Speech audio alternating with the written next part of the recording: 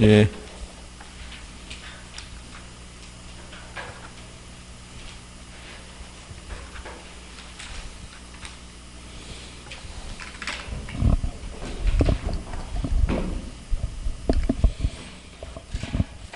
오늘 하실 내용은 174페이지 가면 이 상권 분석에 관한 이론이 있어요. 예. 별표는 하나 하셔야 돼요. 별표는.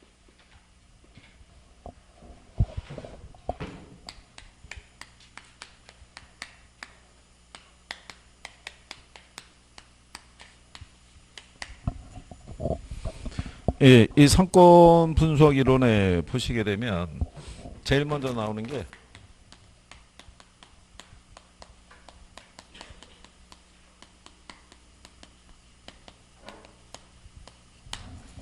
레일리의 소매인력 법칙이 있는데요.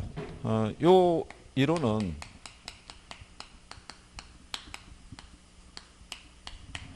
뭐 중력 모형 이론이라고도 얘기를 해요.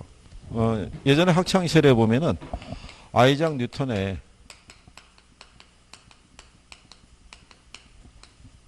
만류인력 법칙이라고 아마 배우셨을 거예요. 그죠? 예. 제목대로예요. 만물은 다 이 끌어당기는 힘이 있다. 라고 얘기하는 게 이제 만류인력 법칙이라고 이제 생각하시면 되겠고. 그래서 이제 물체 간에 이제 끌어당기는 인력이라는 거는 거리의 제곱에 반비례하고 질량의 크기에 비례한다라는 원리를 그대로 이제 레일리가 가져와서 상권을 분석을 할 때 최초로 이 이론을 도입했다고 보시면 되죠. 그러니까 이제 가령 예를 들어서 이제 레일리하고 여기 있는 컨버스의 모형은 A라는 도시가 있고 만약에 B라는 도시가 있고요. 중간에 규모가 작은 C라는 도시가 있을 때 여기 거주하는 고객들을 A 도시와 B 도시에서 얼마나 많이 유인할 수 있느냐. 이거를 이제 분석을 했을 때 그래서 이제 레일리가 얘기하는 거는 고객을 끌어당기는 유인력에 대한 부분은요. 그 도시의 크기에 비례하고요. 거리의 제곱에 반비례한다. 그러니까 도시의 규모가 크면요. 제공되는 서비스가 훨씬 다양하겠죠. 그러니까 이제 고객을 좀 더 많이 유인할 수 있고 거리가 가까우면 가까울수록 유인력은 커질 거예요. 그죠? 네, 멀면 멀수록 유인력은 작아진다. 이렇게 생각하시면 되겠죠. 그랬을 때 요 식을 계산할 때는 레일리의 모형은 거리의 제곱으로 확정을 시켜준 거예요. 그러니까 나중에 계산 문제를 물어볼 때 이 부분에 대해서 별도로 조건을 제시하지 않아요. 그러니까 레일리에 대한 부분이 계산 문제가 나오면 뭐 인구의 크기에 비례하고 거리의 제곱에 반비례한다 이런 조건은 없어요. 근데 허프 모형은 틀려요. 허프 모형은 계산을 하기 위해서는 마찰 개수의 값을 먼저 구하도록 되어 있어요. 그래서 조건이 좀 다르다는 거. 자, 그 다음에 이거 시험에 나오는 거예요. 응? 요거 재작년 시험에 이게 답으로 나왔던 거예요. 이거 바꿔서. 레일리의 소매인력 법칙에 따르면 고객을 유인하는 유인력의 크기는 이 크기에 반비례하고 거리의 제곱에 비례한다. 이렇게 해서 틀리게 출제한 적이 있어요. 그 다음에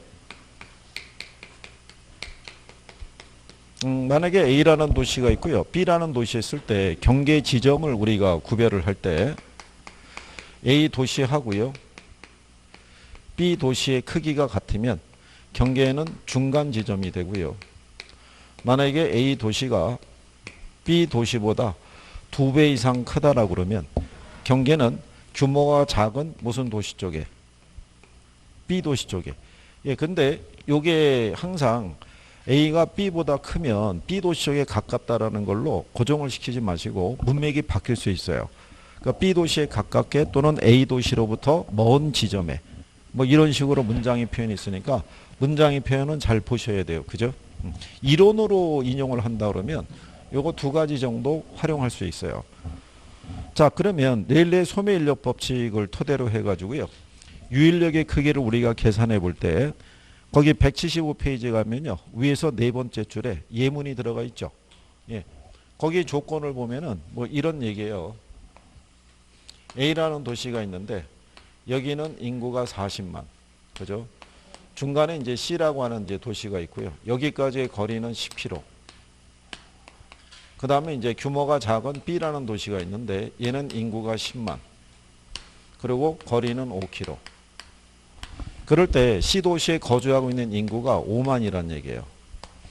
그러면 C도시에 거주하고 있는 5만 명 중에서 A도시와 B도시에 각각의 유인 비율이 있죠. 예, 이게 얼마가 되는지를 물어보는 거죠. 그러면 이거를 계산할 때는요. A도시에 대한 유인력의 크기와 B도시의 유인력의 크기를 각각 구해야 돼요. 그러면 유인력의 크기는 거리의 제곱에 대한 인구. 랠리는 요 크기에 대한 거를 인구를 대입해서 이제 표시하고 있어요.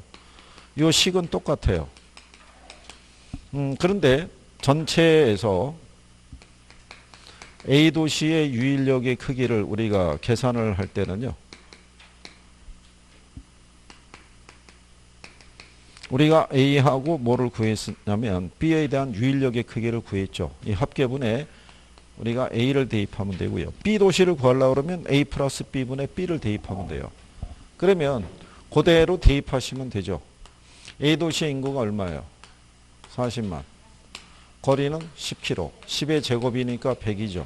그러면 이제 공득에 빠지니까 이게 4천 나오죠. B도시를 보면은 인구가 10만이죠. 거리는 5km. 5의 제곱이면 25니까 나누면 얘도 4천 나오죠. 그렇죠? 그러면 그대로 대입하게 되면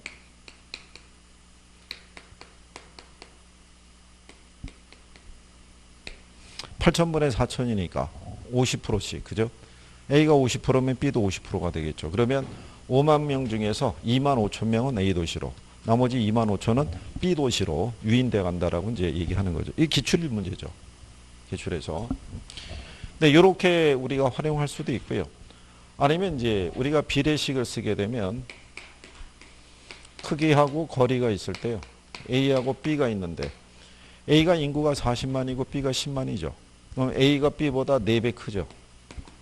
그죠? 거리를 비교하게 되면 A는 10km, B는 5km잖아요. 그러면 A가 B보다 2배 멀죠. 2배 먼 곳에 있는데 거리의 제곱이니까 4배 먼 곳에 있다. 그러면 4대 1이 되겠죠.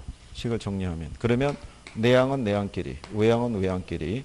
4 곱하기 1하면 4 나오죠. 1에다 4 곱해도 4 나오죠.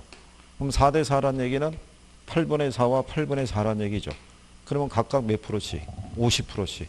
그러니까 똑같은 식인 거예요. 그러니까 밑에 거에 비례식을 대입하면 계산기를 안 써도 되고, 예, 이 식을 그냥 이렇게 해도 돼요. 단순하게. 근데 중요한 거는 문제를 풀었을 때 오랜 시간이 들어가면 안 된다는 거예요. 그래서 나중에 실전 들어가셨을 때 계산 문제는 마지막에 푸는 거를 권하고 싶다는 거죠. 중간에 풀다가 뭔가 착각을 하거나 조건이 틀려질 수 있어요, 없어요? 있을 거 아니에요. 그래가지고 해봤는데 지문에 내가 계산한 답이 없어요. 그러면 사람이십니까? 거기를 벗어나지 못하고 다시 계산을 해요. 뭔가 내가 빠뜨리는가 싶어가지고. 근데 뭔가 내가 놓친 게 있으면은 다시 해도 값은 안 나오는 거예요. 그 사이에 2분, 3분을 허비한다는 얘기는 치명적인 거예요. 계산 문제를 하나 풀어도 2.5점이에요. 이론을 풀어도 2.5점인 거예요. 그러니까 우리가 훨씬 더 실전적이라고 그러면 요령 있게 푸셔야 돼요. 그죠? 어차피 합격하면 그 사람은 계산 문제를 다 풀 수 있는 사람이 돼요. 떨어지면 공부 안 한 사람이죠. 아무것도 안 되는 거니까. 그러니까 자, 그 다음에 이제 두 번째로 나오는 게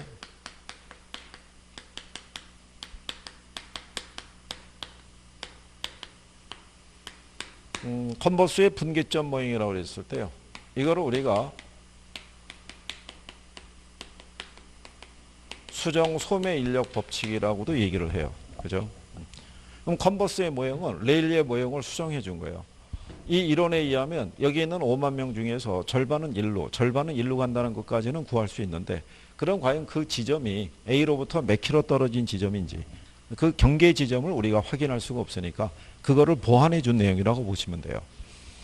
그러면 레일리의 이 분기점 모형을 통해 가지고 계산을 하려고 그러면 거기 하단에 박스에 보면은 식 들어가 있죠. 예. 예, 거기에 보면 이런 식으로 DA라고 만약에 주어져 있게 되면은 요건 A를 기점으로 분기점을 구하라는 거예요. A로부터 몇 킬로 떨어졌느냐. 그러면 얘가 여기 A가 들어가면요. 여기는 뭐가 들어간다는 거예요. 예, A에 대한 면적 또는 인구수가 들어가요. 이렇게. 그 다음에 여기가 뭐가 들어가고요. B의 면적 또는 인구수. 이거 면적을 기준으로 구하라고 할 수도 있고요. 인구수를 기준으로 구하라고 할 수도 있어요. 그죠?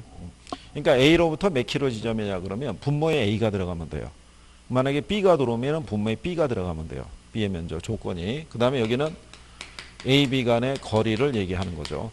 그러면 분기점을 구하는 그 예시가 뒷페이지 넘어가면 나와 있어요. 상단에 니은에 보게 되면 자, 요것도 자, 지난번에 이렇게 이제 구별해 드렸는데 이것도 이제 기출에서는 이게 한 문제밖에 안 나왔어요. 얘네들 한 네다섯 번씩 나왔는데 반해서 얘는 한 문제밖에. 여기 A가 있고요. B 점포가 있을 때 얘는 매장 면적이 1000. 그다음에 얘는 9000. 그리고 둘 사이의 이 거리는 8km를 줬어요. 그래서 그리고 이제 지문에서 뭐라고 줬냐면 A로부터 1km 지점 또는 A로부터 2km 지점 그 다음에 3번은 A로부터 4km 지점 4번은 뭐 A로부터 5km 지점 그 다음에 5번은 A로부터 7km 지점 이런 식으로 해서 어디를 기준으로 구하라고 A를 기준으로 구하라고 다 예시를 줘요. 그러면 우리는 여기다가 대입만 하면 돼요. 그죠? 여기 보시면 1 플러스 A의 면적이 얼마냐면 1000이죠. B가 얼마예요? 9000. A, B 간의 거리는 8km인데 이때 당시에 출제자가 의도한 거는 지금 여러분들이 여기 레일리의 유인력의 크기를 보면은 도시의 크기에 비례하고 거리의 제곱에 반비례하잖아요. 근데 여기 보면은 A는 매장 면적이 1000이고 B는 9000이에요. 그죠? 그럼 얘가 면적이 크잖아요. 그럼 얘가 유인력이 더 크겠죠. 그러면 경계는 중간이 될 수가 없어요. 중간부터 왼쪽으로 가야 되겠죠. 그러니까는 3번서부터는 답이 안 돼요. 4km 넘어가는 애들은 답이 될 수 없는 거예요. 그러면 답은 1번 아니면 2번에서 찾으라고 출제자가 배열을 이렇게 해준 거예요. 그러면 확인을 해보게 되면 여기 있는 이 9000을 1000으로 나누게 되면 루트 9가 나오겠죠. 이걸 계산기에다가 찍게 되면 3이 나와요. 루트 3의 제곱의 논리인데 이건 우리가 수작업으로 할 때 얘기고 계산기를 하면은 3이 나오죠. 그러면 1에다가 3을 더하면은 4 나오겠죠. 8을 4로 나누면 그럼 2가 나오겠죠. 그래서 답이 A로부터 2km 떨어진 지점이다. 그러면 여기를 기준해 가지고 이 지점 왼쪽에 거주하고 있는 사람은 A라는 점포를 단골로 이용한다는 얘기고요. 여기 이 지점서부터 오른쪽에 있는 사람들은 B 점포를 단골로 이용한다. 뭐 이런 얘기가 되는 거예요. 그래서 그 분기점을 찾아주는 게 컨버스의 모형이다라고 이렇게 생각하시면 되겠고. 근데 만약에 여러분 시험에 이쪽 논리에서 계산 문제가 다시 나온다 그러면 오히려 얘가 나올 가능성이 있어요. 그러니까 이거 한 번밖에 안 나왔고 얘네들이 여러 번 나왔는데 이게 가만히 보면 어려운 내용이 아닌 거예요. 요령만 붙으면은 바로바로 계산할 수 있기 때문에 출제자들이 의표를 찌른다는 측면에서 얘를 끄집어낼 수 있어요. 그죠? 그래서 그런 건 연습을 좀 하시면 돼요. 그 다음에 세 번째 보게 되면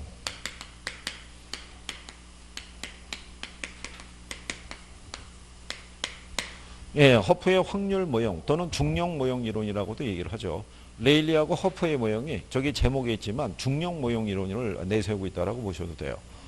이 허프의 모형을 가지고요. 뭐를 구할 수 있냐면 점포의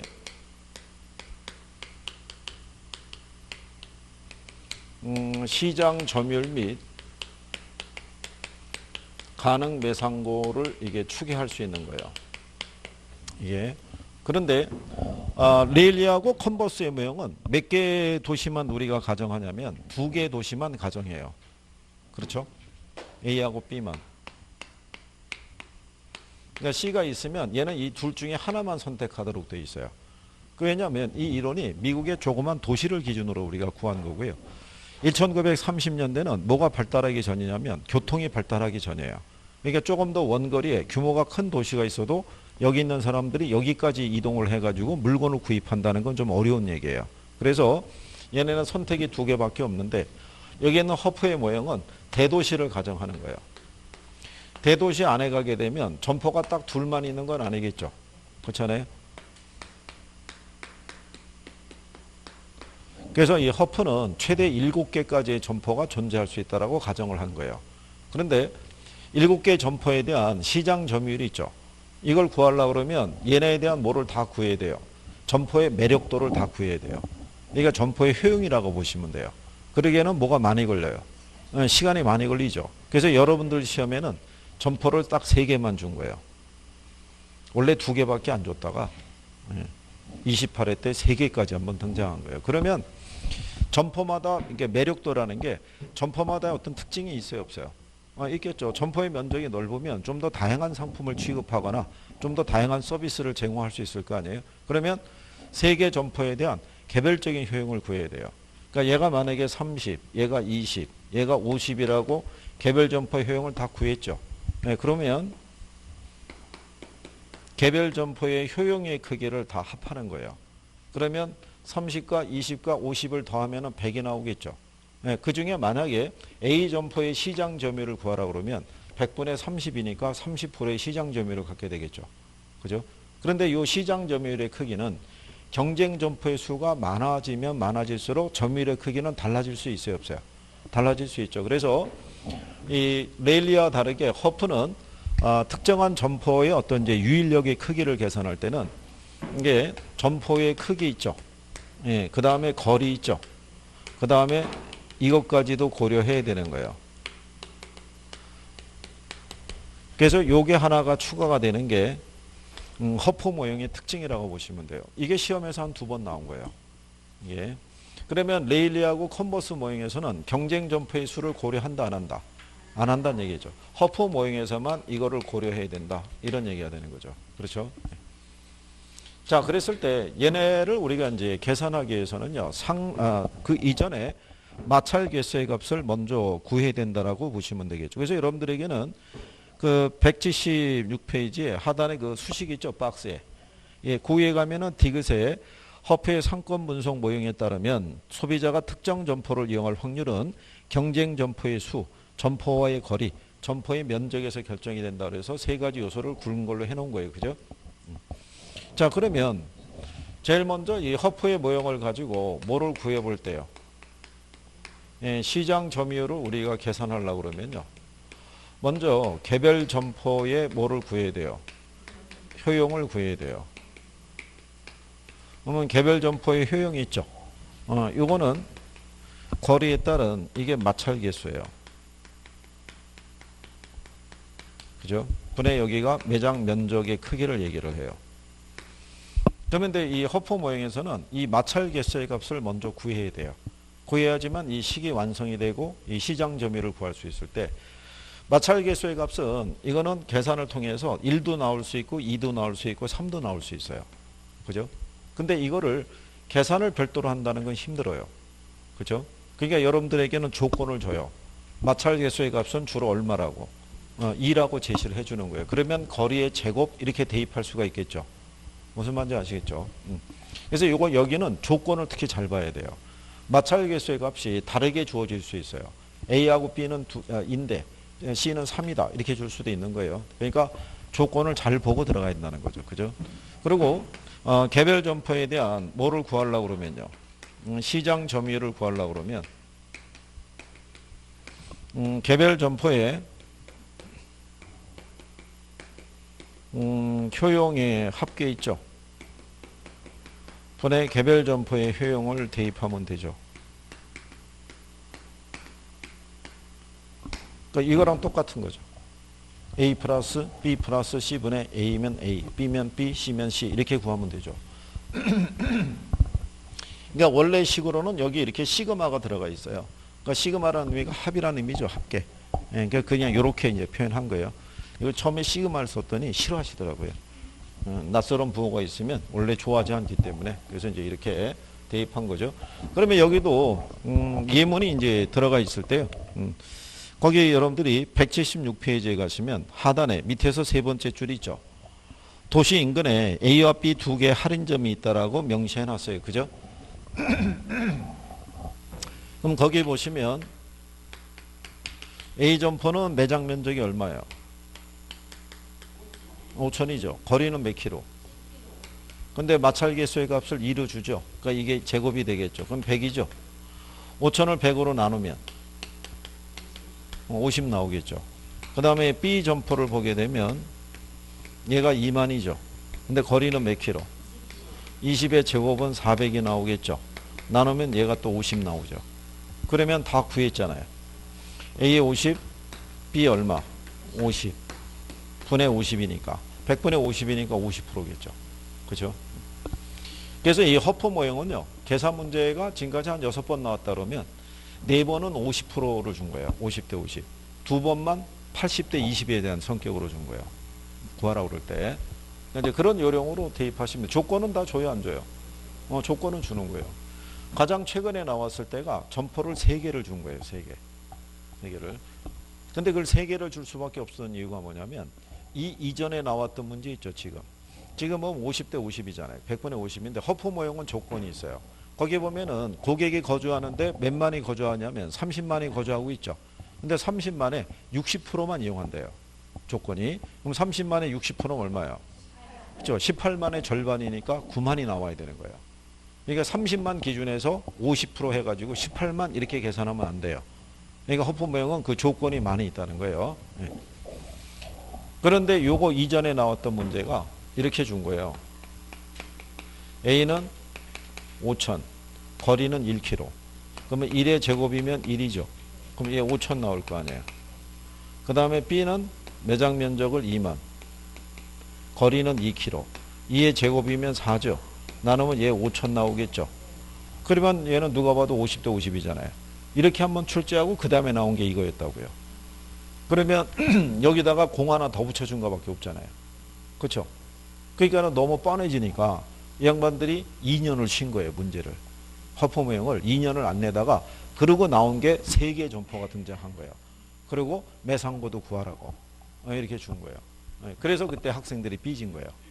왜 내 볼 때만 3개 주는 거야? 뭐 이렇게 나온 거죠. 매상고는 무슨 매상고야? 뭐 이렇게 나온 거죠. 그래서 그러고 난 다음에 얘네가 소식이 끊긴 거예요.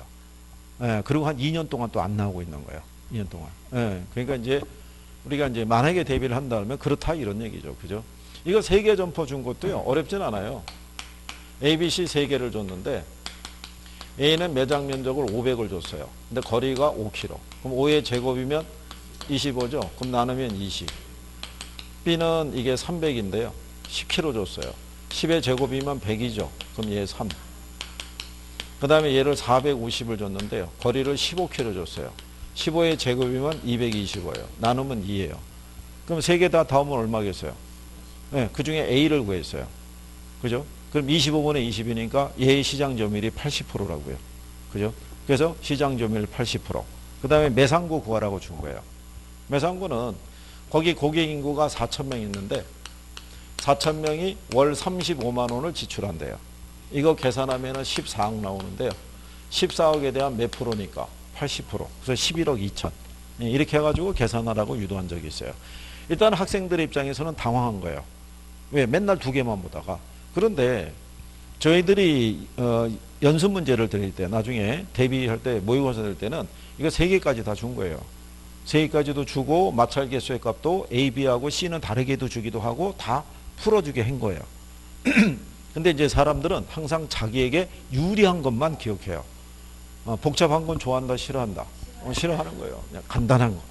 그래서 이 중개사 공부하는 분들이 제일 선호하는 게 뭐냐면 쉽게 배워서 쉽게 합격하는 거예요. 복잡한 거 좋아한다, 싫어한다. 싫어하는 거예요. 그냥 합격만 하면 되는 거죠. 뭐 그렇지 않겠어요? 근데 그냥 가만히 있으면 합격이 안 되잖아요. 그죠? 뭐 해야 돼요?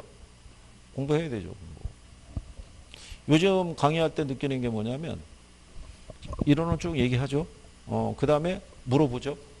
그러면 요즘 또 이 마스크를 쓰다 보니까 기술이 발달해 가지고 뭔가 선생이 불리한 얘기를 하면은 입을 움직여 갖고 마스크가 위로 올라와요. 그리고 대답을 안 하는 거예요. 그러면 이제 페이지를 몇 페이지 펼치라고 그러면 거기 언제 그랬는지 본인이 별표를 해놓고 있는 거예요. 거기에다가. 그죠? 그러니까 까맣게 잊어먹고 있는 거예요. 그 얘기는 안 보니까 그런 거예요. 안 보니까. 열심히 해야 돼요. 이건 왕도가 따로 없어요. 그죠? 자, 어쨌든 세 개의 논리를 여러분들이 정리를 해보셨고요. 그 다음에 이제 177페이지에 보면 소비자 분포 기법이라고 있죠. CST 기법이라고 되어 있는데요. 요게 고객 출발지 조사 기법이라고 얘기를 해요. 요거는 여러분 시험에 한 번 정도 인용이 됐어요. 한 번. 요거는 점포 내 고객에 대해 대표성을 가질 수 있는 표본을 추출해서요. 인터뷰를 통해서 고객의 주소하고 구매 습관 정보를 취득하는 방식을 의미한다라고 얘기를 하죠. 그러니까 여기 나와 있는 소비자 분포 기법을 적용하려고 그러면 고객들하고의 인터뷰 있죠. 통해서 정보를 수집을 해야 되는데 왜 여러분들이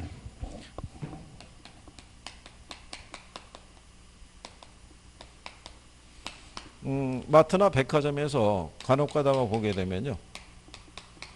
자동차를 이렇게 경품으로 제공하는 경우 있죠. 그죠? 근데 이거 경품에 응모하려고 그러면 그날 한 5만 원 이상은 구매한 고객들에게 이거 줘요. 뭐 응모권. 그럼 응모권 안에 가게 되면 항목이 있죠. 통상 한 3개 있어요. 여기에 성명, 그죠? 그 다음에 주소, 그 다음에 전화번호 있죠. 혹시 응모해 보신 경험 있나요? 네, 이거 할 때는 지금까지 된 적은 없어도 혹시 내가 될까봐 아주 꼼꼼하게 적어요. 그죠? 정자로. 그래서 그 기대를 갖고 집어넣는 거야. 된 적은 한 번도 없어요. 그죠? 그런데 이게 얘네들의 입장에서는 이게 데이터가 되는 거예요. 이게. 그러니까 우리 점포가 여기 있었을 때 반경을 우리가 이렇게 쭉 나눠봤을 때 이게 될 수도 있고 안 될 수도 있는 이런 무모한 일에 그죠? 5만 원 이상을 아무렇지 않게나 쓸 수 있는 고객이 주로 우리 점포로부터 몇 킬로 떨어진 지점에 주로 거주하고 있는지를 살피는 거예요. 그래서 지도상에다 표시해 주는 거예요. 맵을 만드는 거예요. 그래서 이 중에서 전체적으로 가장 많은 비중을 차지하는 사람들이 모여 있는 곳을 1차 상권. 예, 그 다음에 한 매출액의 한 15에서 20% 차지하는 고객이 모여 있는 곳을 2차 상권. 이런 식으로 상권의 범위로 구별하는 거예요. 이런 식으로. 실제로 마트나 백화점에서 이거 해야 안 해요? 다 하는 거예요. 이걸로 데이터를 얻는 거예요. 데이터를.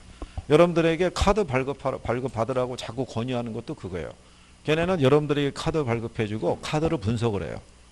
카드를 분석을 해서 일주일에 이 양반이 우리 점포를 몇 번이나 방문을 하고 주로 구입하는 물건은 뭐고 주로 무슨 요일에 와서 금액은 얼마 정도씩 지출하고 한다는 게 데이터로 다 입력이 되는 거예요. 그러면 그 고객의 특성에 맞게끔 할인을 만약에 하게 되면 그 전단 세일도 들어가는 거죠.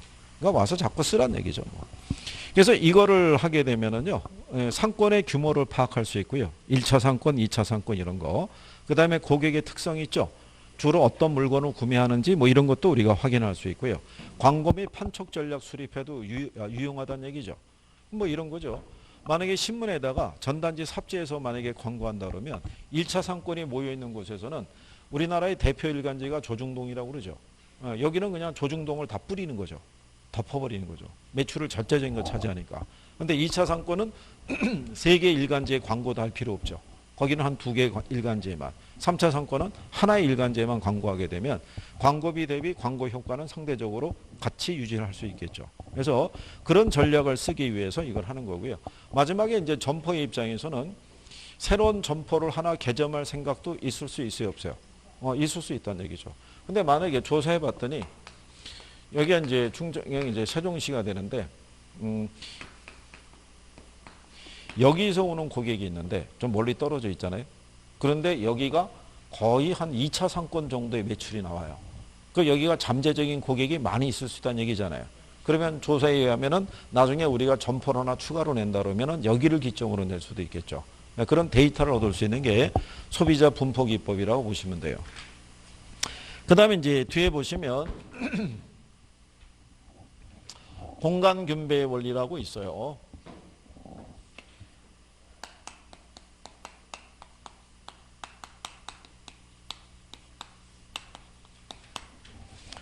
공간 균배의 원리라는 것은요. 이 하나의 이제 가상적인 도시가 있을 때요. 도시의 중심이 있고요. X1하고 X2가 있는데 이건 우리가 이제 상권을 얘기를 하죠. 상권 지난번에 배우셨죠? 그죠? 상권은 뭐를 지칭해요?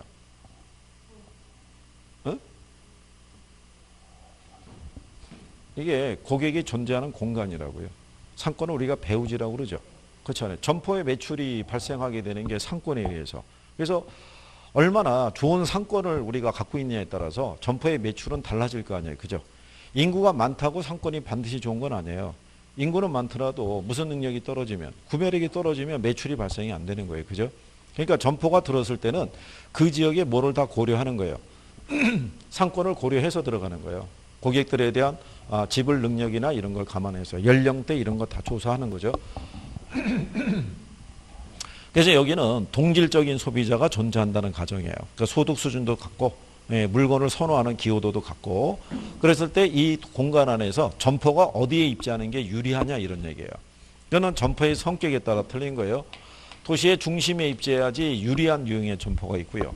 또는 서로 떨어져서 입지해야지 유리한 유형의 점포가 있을 수 있고요. 또는 한 장소에 모여서 입지해야지 유리한 유형의 점포가 있을 수 있다. 뭐 이런 얘기가 되는 거예요. 그래서 이제 그 하단에 가게 되면요. 점포의 유형별 분류라고 해놨죠.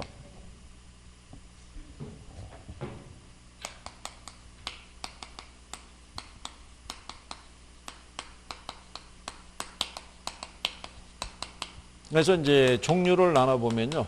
집심성 점포라는 게 있고요.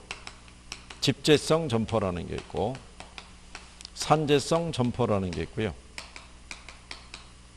국부적 집중성 점포라는 게 주어져 있어요. 근데 요거 세 가지는요. 동종업종의 점포예요. 동종업종의 점포 간에 제목이 얘기를 해주죠. 집재성이니까 어떻게 모여서 입지하라는 얘기예요. 얘는 산재니까는 분산 떨어져서 입지하라는 얘기고요. 얘는 특정한 지역이 있죠. 거기에 모여서 입지할 때가 유리하다라고 얘기하는 거예요. 그죠? 국부적 집중성 점포에 들어가는 게 뭐가 있냐면요. 농기구점이나 어구점이나 뭐 이런 것도 있죠. 그렇잖아요. 근데 이거를 필요로 하는 사람들이 있잖아요. 얘네가 도시지역에 입지를 하게 되면은 매출이 잘 발생한다, 안 한다? 안 한다는 얘기죠. 그러면 주로 농기구를 수시로 필요로 하는 사람들이 있죠. 주로 농업활동이 이루어지는 곳이 있죠. 그 안에서도 리단위에 있으면 매출이 잘 발생하지 않아요. 주로 어디에? 읍내 같은데. 이런 데 모여서 입지하는 게 유리하다라고 얘기하는 거예요. 그렇지만 기본적인 고객이 자주 찾아올 수 있어요, 없어요? 찾아올 수 있다는 얘기예요. 이런 게 이제 도시지역을 가게 되면은 여러분들 왜 그 청량리 가면은 경동시장이라고 있죠. 그죠? 경동시장 하면 생각나는 거 뭐 있으세요? 거기 한약재가 판다고요. 근데 평상시에 사람들은 한약재를 많이 소비하지 않아요. 근데 한약재라는 게 서울의 곳곳에 뭐 구에 하나 정도씩 있다 그러면 그 물건 구매하러 가기 힘들 거예요. 그죠? 그러니까 걔네가 특정한 지역이 어떻게 돼요? 모여서 입지함으로써 고객을 쉽게 유인할 수 있다는 얘기예요. 그죠? 네. 그 다음에 여기 보면 집재성이라고 해놨죠. 네. 얘네들은 모여서 입지하는 게 좋은데요. 기본적으로 관공서라든가 그 다음에 기업이 있죠. 그 다음에 금융기관이 있죠. 얘네들은 모여서 입지하는 게 유리한 거예요. 기업의 입장에서는 사업을 운영할 때 각종 인허가도 쉽게 받을 수 있어야 되고요. 자금의 조달과 운영이 용이해야 돼요. 그죠? 그래서 전통적으로 우리나라에서는 시청을 중심으로 해서 대기업 본사라든가 금융기관 본점들이 그 주변에 포진하고 있었다고 생각하시면 돼요. 근데 여기 있는 산재성이라는 건요. 잡화점이나 이발소나 목욕탕, 뭐 세탁소 있죠. 여기는 한번 서비스를 제공받으면 일정한 텀을 두고 다시 이용을 해요. 그러니까 얘네들은 한 곳에 모여 있으면 불리한 거예요. 그러니까 서로 떨어져서 입지하는 게 유리하다는 얘기죠. 그러니까 동네마다 한두 개씩밖에 없죠. 그러니까 제목에 산재성이라고 해놨죠. 그런 얘기고. 그 다음에 여기 있는 집심성이라는 거는 그 도시의 중심에 입지하라는 얘기예요. 그죠? 그래서 대표적으로 얘기하는 게 백화점, 도매상 이런 거 얘기하는데요. 지난번에 설명해 드렸지만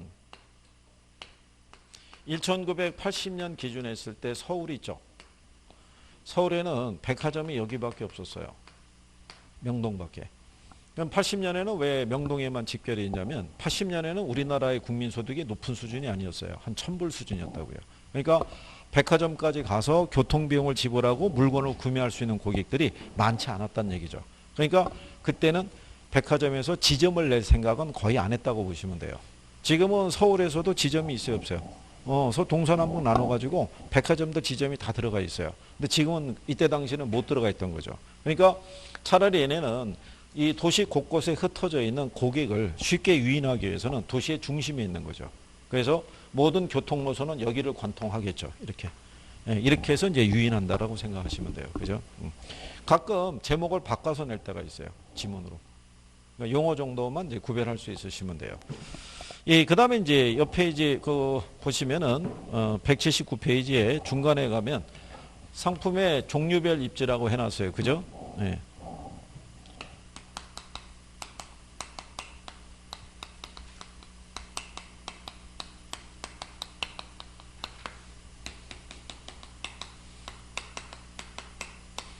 보면은 이제 편의품점이라는 게 있고요. 이게 선매품점이라는 게 있고요. 전문품점이라고 있어요. 이렇게 제목대로요. 얘는 이거 취급하는 상점이에요. 그러니까 편의품이라는 게 이 컨비니언스 굿이라고 그랬죠. 우리가 편의점을 컨비니언스 스토어라고 그러잖아요. 거기서 취급하는 상품이 있죠. 그러니까 일상의 필수품을 취급하는 거고, 여기 있는 선매품이라는 건 쇼핑굿이라고 그래요. 왜 여자분들이 아이 쇼핑한다고 그러죠. 예, 그러니까 물건을 여러 개를 비교 구매해서 선택을 하는 거예요. 예, 그런 애들이 있는 게 선매품점이고, 여기 있는 애들은 전문품점이라고 있고요. 우리가 스페셜리 굿이라고 그래요. 이건 소위 얘기한 대로 브랜드점이라고 보시면 돼요. 명품이 있죠. 뭐 그런 거 취급하는 점포라고 생각하시면 돼요. 여기는 비교 구매하는 애들.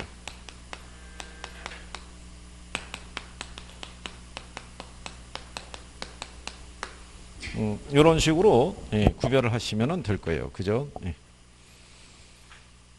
그 다음에 이제 뒤로 넘어가시게, 그 옆에 밑에 보시면은 179페이지 하단에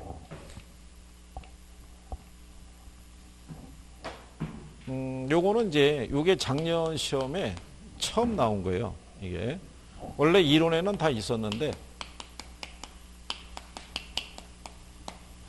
예, 교재 보시게 되면 소매 입지론이라고 해놨죠.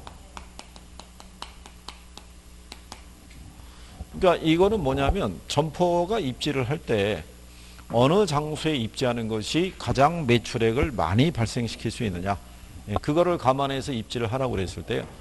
요 소매 입지론이라는 게 다른 말로 얘기하면은 이게 체크리스트법이에요. 우리가 점포가 입지하기 위해서는 체크해야 될 항목이라는 게 있는 거예요. 접근성이나 가시성이나 여러 가지 항목이 있어요, 없어요? 그러니까 이 사람도 8개 항목을 제시하는 거예요. 그 큰 제목 밑에 가면은 소규모의 또 제목들이 또 막 딸려 있다고 보시면 돼요. 그래서 8개를 제시했는데 그 중에 이 사람이 제일 중시한 게 뭐냐면은 그게 양립성이라는 거예요. 양립성. 그래서 180페이지에 보시면 예, 거기 동그라미 6번에 보면 양립성이라고 해놨죠.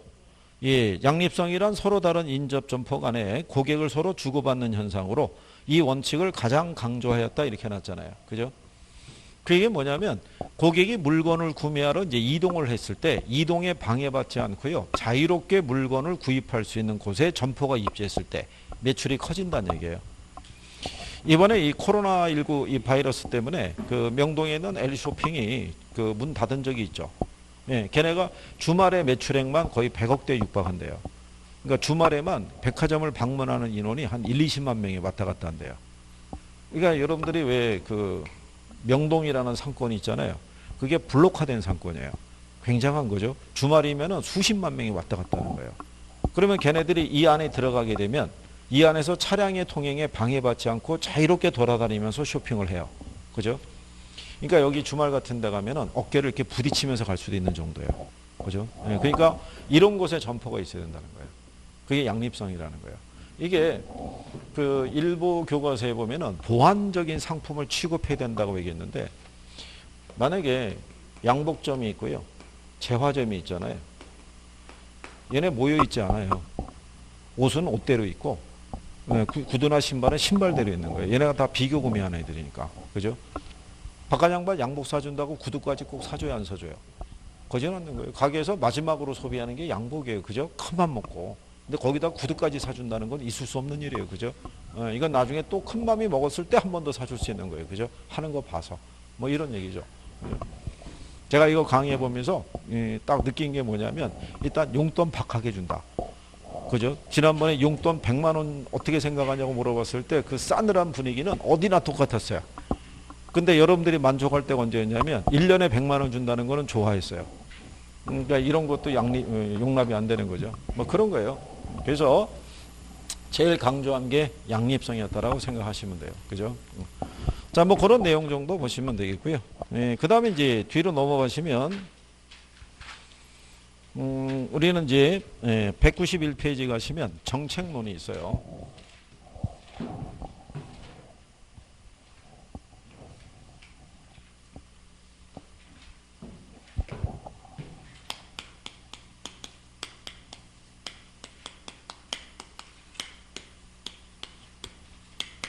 요 정책론은 시험 목차가 4가지로 되어 있어요. 부동산 정책의 의미, 기능이라는 게 있고요. 그 다음에 토지 정책이라는 게 있고요. 그 다음에 주택 정책. 그 다음에 조세 정책. 이게 여러분들 시험 목차예요. 그러니까 산업인력관리공단에서 부동산 학계론의 세부 시험 범위 내역이라고 줄 때 정책론 안에서는 여기서 출제하겠다고 이렇게 준 거예요. 제목을. 하도 여러분들이 학계론은 어디서 나온지 모르겠다라고 하도 난리를 쳐가지고 결국은 표준 목차를 하나 만들어준 거예요. 이렇게. 그럼 결국 몇 문제 내겠다는 거예요. 예. 근데 반드시 4문제는 아니고요. 4문제 이상도 나올 수 있고 3문제만 나오고 끝날 수도 있어요. 어쨌든 간에 이 제목에 의해서. 근데 이제 대부분의 교과서를 보게 되면요. 우리 보게 되면 정책의 의미, 기능이라고 이렇게 나오면서요. 정책의 개념 나오고요. 뒤쪽으로 보게 되면 부동산 문제라고 있어요, 없어요? 이게 이제 이거는 예전 편제예요. 예전에는 정부가 시장에 개입하는 거는 시장에서 발생하는 부동산 문제를 해결하기 위해서 들어온다 이런 얘기예요. 그럼 토지 문제가 있으면 거기에 대응해서 토지 정책을, 주택 문제가 있으면 거기에 대응해서 주택 정책을 펼치는 것이다 이렇게 얘기를 하는데 근래는 경제 논리를 얘기를 해요. 자, 우리가 앞에서 부동산 시장 배웠죠. 부동산 시장은 불안전한 시장이에요. 그러니까 시장 기구를 통해서는 자원 배분이 효율적으로 이루어지지 못해요. 그러니까 시장 기구를 통해서 해결하지 못하는 문제를 해소하기 위해서 누가 개입한다? 정부가 개입한다 그런 얘기예요. 그죠? 그래서 예전하고는 출제할 때 이 내용이나 이런 것들이 조금 달라요. 그래서 여기 나오는 부동산 문제나 이런 것들은 그냥 간단하게 보셔도 돼요. 그래서 여기 제일 먼저 정책에 가게 되면 제일 먼저 나오는 게 뭐가 있어요? 이 부동산 문제라는 건요.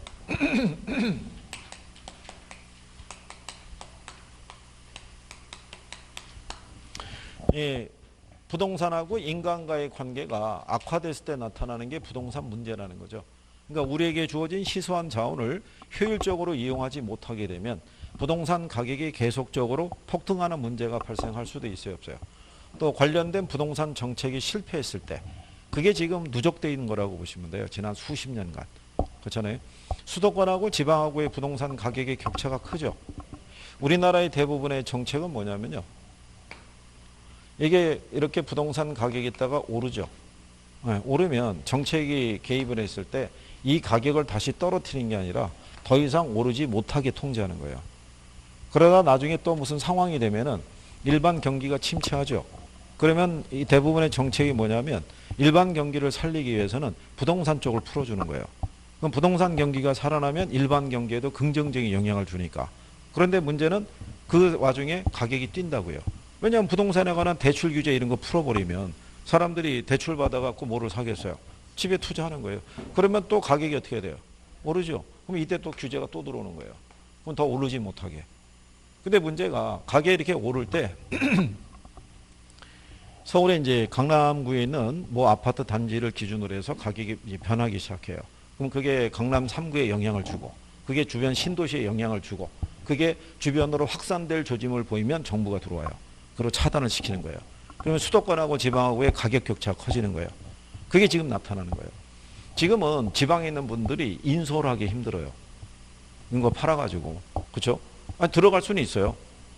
한 세 집이 힘을 합쳐가지고 집 팔고 들어가서 한 25평형 사가지고 방은 네가 쓰고 여긴 네가 쓰고 거실은 내가 쓰고 이렇게는 한번 해볼 수는 있어요. 근데 현실적으로는 어렵다는 얘기죠. 그렇죠? 이런 모든 것들이 다 부동산 문제라고 생각하시면 되겠고요. 이 부동산 문제를 세분하게 되면은 무슨 문제가 있다? 예, 토지 문제가 있는데요. 이 토지 문제에서 제일 먼저 나오는 게 뭐냐면 이게 부족하다는 거죠. 토지가. 그런데 농촌 지역에서 땅이 부족하다는 얘기는 나온 적이 없어요. 어디서? 주로 도시 지역에서. 그죠? 수요는 많이 몰리는데 공간은 상대적으로 제한적인 데 있죠. 그런 데는 당연히 뭐가 상승하겠어요?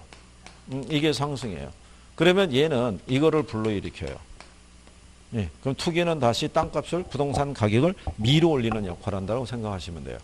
그래서 우리나라 정부가 여러 가지 정책을 써서 이 요소가 들어오지 않게끔 자꾸 차단하려고 그러는 거예요. 그래서 우리는 원래는 대부 비율이 있죠. 예, 담보 인정 비율에 따라서 대출금의 규모를 결정을 했다가 2006년 참여정부 때 그게 이제 DTI가 들어온 거예요. 총부채 상환 비율이. 소득을 기준으로 해서 예출해 주겠다는 거예요. 근데 예전에 우리나라 전통적으로 보면 부동산 시장의 투기적인 요소, 세력으로 자리 잡은 사람이 누구냐면 주부들이에요. 예, 그래서 옛날에 유명했던 분들이 있어요. 빨간 바지, 까만 바지 입고 이렇게 누비던 사람들이 있었어요. 그 사람들이 많은 부를 축적했고, 그죠? 근데 그 양반들이 뭐는 있냐면 부동산은 있어요. 자기 명의로 된. 근데 예전에는 어떤 게 가능했냐면 부동산 하나 사잖아요. 그죠? 샀는데 얘가 가격이 뛰잖아요. 그럼 담보 여력이 또 생기잖아요. 그럼 이거 대출 받아갖고 또 하나 사는 거예요. 근데 얘가 또 뛰잖아요. 그럼 이거 담보로 대출 받아갖고 하나 또 사는 거예요. 그죠? 근데 이게 어떤 분들은 어떤 경우가 있냐면 시류를 따라가다 보니까 부동산이 여러 개가 생긴 거예요. 원래는 이렇게 꼭 투자, 뭐 투기하겠다는 생각은 없었는데 정부가 갑자기 예전에 최대 90%까지 대출하던 시기도 있었어요. 95년. IMF 터진 직후 있죠. 예, 2000년대 초반은 90%까지 융자해 줬어요. 그러면 가만히 보면은 집값은 어떻게 해야 돼요? 올라갈 조짐을 보이는데 융자만 해준다는 거잖아요. 그럼 원래는 내 생각에는 5억을 가지고 집 하나를 살려고 그랬는데 융자 90% 해준다는 거 아니에요. 4억 5천. 그러면 5천만 원만 집어넣고 집 10채를 살 수도 있는 거예요. 그죠? 그러고 난 다음에 이 5억짜리가 6억이 됐다고 생각해 보세요. 네? 짧은 기간, 이게 무슨 효과예요? 이게 지렛대 효과예요. 네, 그런 거 지금의 갭 투자도 똑같은 거는 거죠. 그런 경우가 많다는 얘기죠. 근데 그렇게 되면 상대적인 박탈감이 생기잖아요. 그죠? 1년 열심히 일을 해가지고 벌어들이는 연소득이 2천, 3천인 사람들이 수두룩한데 누구는 맨날 사우나 다니면서 몇 번 투자 운영을 하더니 5억 벌었네, 10억 벌었네 그러면 근로 의욕이 사라지죠. 그러니까 이런 것들이 유발되는 게 이 땅값 상승에서 나오는 거예요. 이게. 그러니까 긍정적인 거는 별로 없다는 얘기죠. 그래서 이 지가구에서 나타나는 게 투기 심리, 그 다음에 사회 불평등이 있죠. 그 다음에 공공용지 확보도 어려워져요. 땅값 비싸지면. 도로 하나를 넓히기도 쉽다 어렵다. 어려워지는 그런 문제가 발생하죠. 이게 이제 토지 문제라고 보시면 돼요. 그죠? 그 다음에 이제 뒤로 넘어가시면 주택 문제라고 있죠.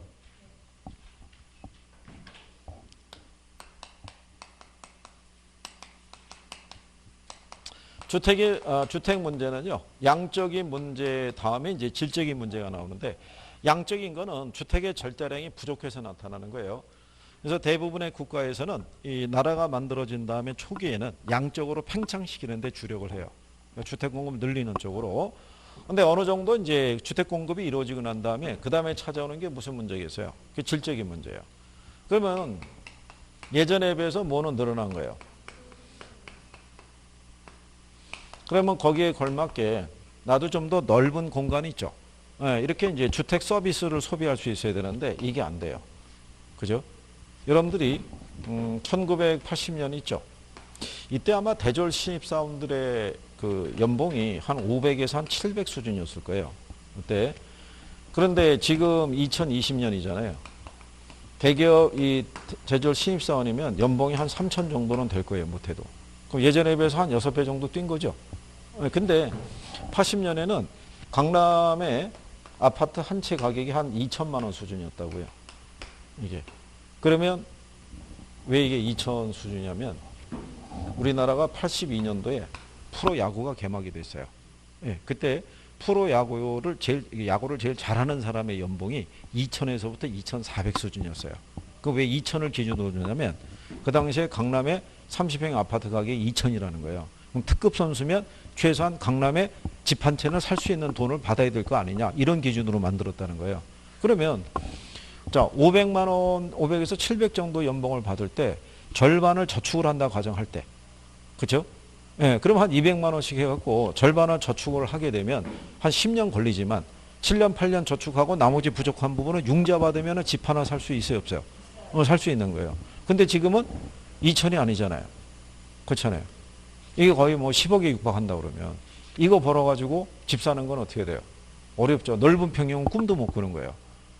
옛날에 이거 가지고 예서 30평 살 수 있었다 그러면 지금은 이거 가지고 50평도 살 수 있어야 되잖아요. 그건 안 된다는 얘기죠. 그러면 국민들의 삶의 질이 떨어지죠. 평생을 집 하나 사는 걸로 끝날 수는 없잖아요. 그죠? 우리 예전에는 왜 사법고시 합격하면 동네 플랜카드 붙었죠. 이제는 서울에서 집 사면 플랜카드 붙는 거예요. 암흑에 드디어 서울에 입성하다 뭐 이런 거. 그렇잖아요. 그래서 이게 집값 상승한 게요. 그냥 기분상의 문제예요. 내가 산 집값이 지금 한 1억 뛰었다 2억 뛰었다 그러잖아요. 근데 비슷한 주거 환경으로 이사하려고 그러면 그 정도 이상 돈 줘야 돼요. 그냥 나중에 지나게 되면은 주거에 이동을 하기는 힘들 거예요. 그냥 있는 데서 기분만 간직하고 살아야 돼요. 그죠? 어쨌든 이런 게 질적인 문제라고 보시면 되고요. 크게 뭐 중요한 건 아니고 뒤로 넘어가시면 이런 부동산 문제의 특징이라고 있어요. 예, 부동산 문제의 특징은요. 악화 성향이라고 있어요. 만약에 부동산 가격이 상승하죠. 그러면 이거는 시간이 지나면 자연스럽게 가격이 낮아지거나 이런 건 없어요. 오히려 계속 가격이 어떻게 돼요? 올라가는 문제가 있고요. 그 다음에 우리가 비가역성이라고 그랬죠. 비가역성이라는 게 뭐라고 그랬어요? 엎질러무지는 주워 담을 수 없는 거예요. 이렇게 올라간 가격을 다시 원래 상태로 되돌린다는 것은 불가능에 가까운 거예요. 이미 올라간 가격을 기준으로 대출 다 받았고 세금 다 냈고 그걸로 거래했고 다 한 거예요. 이게 전부인 사람들이 있어요, 없어요? 있는 거예요. 부동산 한 채가 전부인 거예요. 여러분들이 현재 가지고 있는 재산의 규모를 따져봤을 때 뭐가 절대적인 비중을 차지해요? 집이 절대적인 거예요. 그러니까 우리나라 사람들은 집값에 영향을 주는 요소에 대해서는 민감하게 반응할 수밖에 없는 거예요. 그죠? 그리고 가지고 있는 게 집인데 부동산은 움직일 수 없잖아요. 그러니까 보유세를 높이더라도 꼼짝없이 내야 돼요. 집 갖고 어디를 탈출할 수 없으니까. 그렇지 않겠어요? 그러니까 그런 문제가 있는 거예요. 그 다음에 부동산 가격 상승의 문제는 오늘 우리만 겪는 문제가 아니라 어제도 겪었고 오늘도 겪었고 내일도 이 문제는 되풀이 될 거라는 거예요. 그죠? 그러니까 정부의 입장에서도 해결 수단을 어떻게 해야 돼요? 다양하게 가지고 가는 거예요. 그래서 지금은 발표하면 다 종합대책이에요. 그죠? 네, 그래서 그나마 지금 좀 난 게 종부세가 강화시키려고 그랬는데 지금 선거철이기 때문에 그 부분에 변화가 아직은 없는 거죠. 이제 선거 근데 선거 끝나고 조금 있으면 또 대선이에요. 그렇지 않겠어요? 또 돌아오는 거예요. 지자체 선거 있고 또 돌아오는 거예요. 그러니까 그때 보면 알겠죠. 자, 여기는 우리가 이제 간단하게 하면 되고요. 그 197페이지 가면 중간 밑에 부동산 정책의 기능이라고 있죠. 예, 여기서부터 아까 우리가 첫 번째가 이거잖아요. 기능. 예, 여기서부터 해보시는 거예요. 잠깐 쉬었다가 예, 여기서부터 하시죠.